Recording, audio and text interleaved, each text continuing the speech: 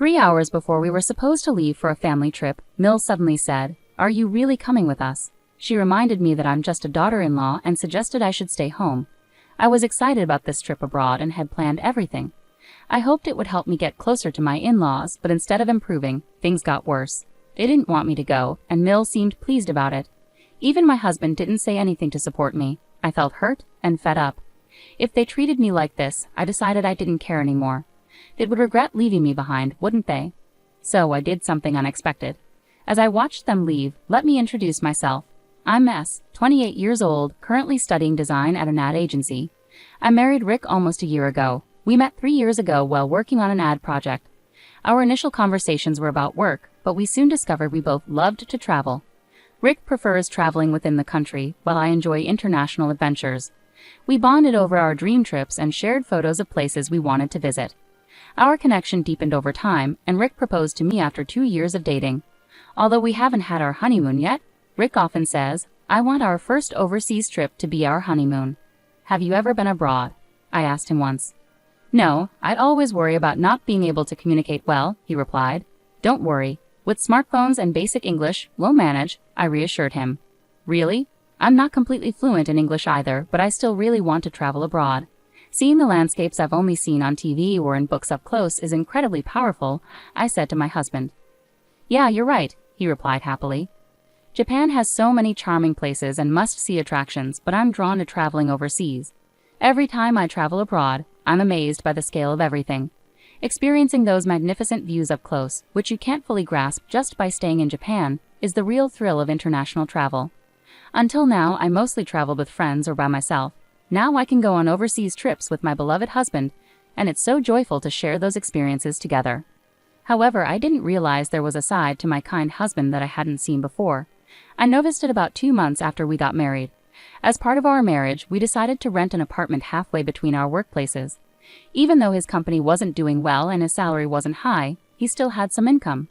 Yet just 2 months into our marriage, he surprised me with a request. "Hey Sally, it's about the rent. Could you cover mine for a while?" "Huh? Why?" I mentioned my salary was cut. I tried asking my parents for money, but they said to ask my wife after marriage.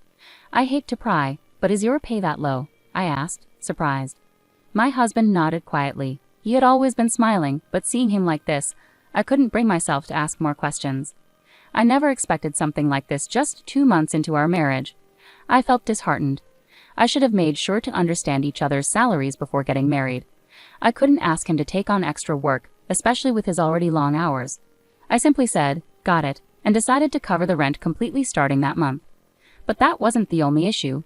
The frequent visits from my in-laws to our new home became a major problem. My husband's family includes his father, mother, and sister Amy. Since I agreed to cover my husband's share of the rent, my in-laws started coming over more often. They would arrive unannounced, have dinner, and sometimes even stay overnight without warning. It's not that I dislike my in-laws, but I felt uncomfortable, especially around my mother-in-law, who seemed to hold a grudge against me. Whenever she visited, she would make snide remarks. "Hey Sally, just because you're busy doesn't mean you can neglect your chores, right?" "Huh? I'm doing the best I can with the chores," I replied. I heard from Rick that sometimes you come home later than him. As a wife, prioritizing work over household chores is unacceptable, you know, my mother-in-law remarked. "That's only when there's a deadline. Usually I leave on time and take care of things at home," I defended myself. Always getting defensive. "I bet work is more important to you than Rick, huh?" That's not true. That's why I've said so many times that marrying into this family wasn't a good idea, right, Rick? I turned to my husband, hoping for support. But he just chuckled uncomfortably and said, "Don't fight, okay?" It frustrated me most that my mother-in-law seemed to annoy me, but I was also angry at my husband for not standing up for me. Even when my father-in-law and sister-in-law made snide remarks, he just smiled and watched. He always went with the flow, which hurt me more than dealing with their comments. One day, when I came home from work, I found my husband looking at a Hawaii travel guidebook. "What's that for?" I asked, curious about the sudden interest in travel. As I asked, he lit up with excitement and eagerly began to speak. "Hey Sally, how about going on a trip to Hawaii together? You've been there before, right?" "Hawaii? I've been there like 3 times. "Yeah, I've been there, and my family also wants to go." "So your mom is coming too?" "Yeah, since we're already planning to go as a family, it'll be a family trip." To be honest, I felt nothing but anxiety about my husband's proposal. I really wanted to go on a trip abroad just with my husband, but with my in-laws involved, there were too many complications. Plus, I couldn't imagine my mother-in-law wanting to go on a trip with me, given how she felt about me. I tried to hint at my concerns indirectly, saying, I'd like to go to Hawaii, but I'm worried that your family won't enjoy themselves if I come along. That's not true. Besides, this trip was suggested by Mom, my husband replied. Hello. I called out as someone knocked on the door. We'll be right out. I raised my voice a bit and hurried to the front door. When I opened it, there stood my mother-in-law. Hello, Sally. Are you going out today? She asked. Huh? We're actually heading out on a trip right now. I'm really excited for Hawaii. It's been a while, I replied. What are you talking about? We're the ones going on the trip, she said, looking confused. Huh? I was momentarily taken aback by her statement. Just then, my husband rushed over from inside the house, saying, sorry, and apologized for being late. Seeing him, my mother-in-law smiled broadly and said, Rick, you're so late. I've been waiting outside. Sorry, Mom. My hair wasn't cooperating, he explained. You could have fixed that later. Come on, let's go already. Dad and Amy are waiting. Go on, hurry, she urged. Mom, that bag looks heavy. Let me carry it for you, my husband offered. Thank you. You're always so kind, Rick, she praised him. My husband blushed happily at her words. I felt a bit uneasy for a moment, but since it was the beginning of the trip, I didn't want to start off feeling irritated. Following them, I grabbed my carry-on and began putting on my shoes. Then my mother-in-law looked puzzled and slowly said, Wait a minute, Sally. What are you doing? What do you mean? I'm putting on my shoes too. We're going on a trip together, I replied, confused. Enjoy your trip then, she said coldly. Huh? What are you saying? We're all going to Hawaii together, right? I said, bewildered. I glanced at my husband, but he avoided eye contact with me. Seeing his reaction, my mother-in-law chuckled mockingly and said, Seriously, you weren't actually planning to come along, were you? Huh? Come on, cut it out. Why would I not be coming on a family trip? But this is supposed to be a family trip, you know. Huh? You're just a daughter-in-law, so obviously you're staying home and holding down the fort. 3 hours before we were supposed to leave, just as I was about to walk out the door, my mother-in-law's unexpected remark hit me like a ton of bricks.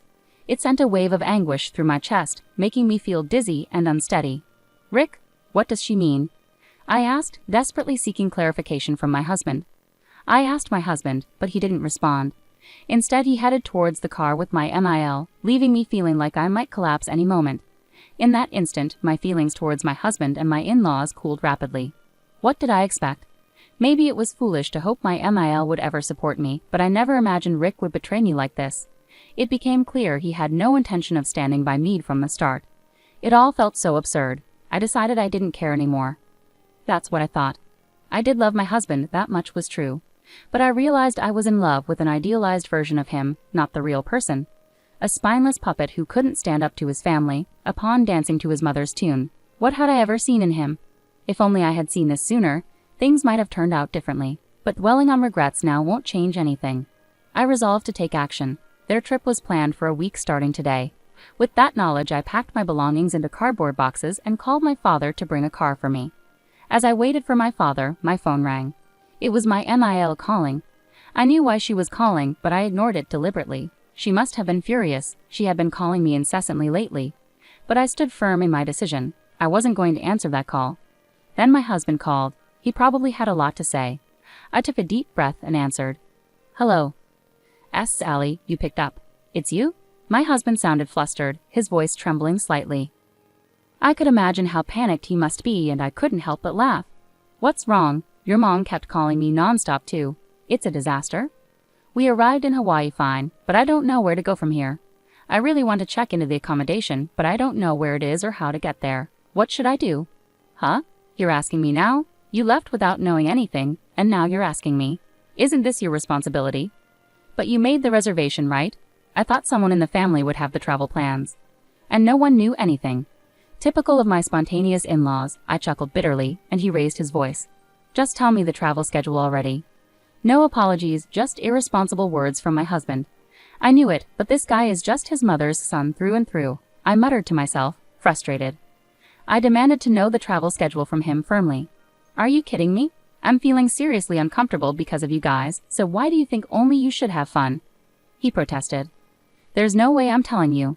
Figure it out yourselves and manage on the spot, I retorted sharply. Do what? That's too heartless, isn't it? I'll buy souvenirs, so, he tried to reason. Souvenirs? I don't need them. Don't make a fool of me.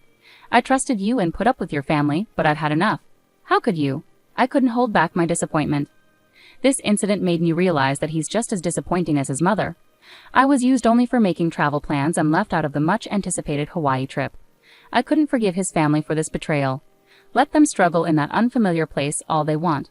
Wait, hey Sally, my husband's attempts to call my name fell on deaf ears as I firmly ended the call. After waiting for my father and leaving, I headed straight to my parents' house. Meanwhile, it turned out my husband and his family had a rough time in Hawaii without me. Despite arriving, they were in a panic because they didn't know where their original booking was. They ended up staying at a random luxury resort, paying $5,000 per night for 4 people, maxing out their credit cards in the process, which were declined. Eventually, they spent the last 3 days camping in Hawaii. With my husband's modest salary, there was no way he could pay off the maxed-out card. Ultimately, I decided to file for a divorce, citing his financial irresponsibility. While I await my husband's agreement, I'm determined not to give up. I've already consulted a lawyer, so the divorce process is underway. This incident caused a rift in my husband's family. He blames his mother, and she blames him, leading to estrangement. As for me, I'll be staying with my parents until I find a new place.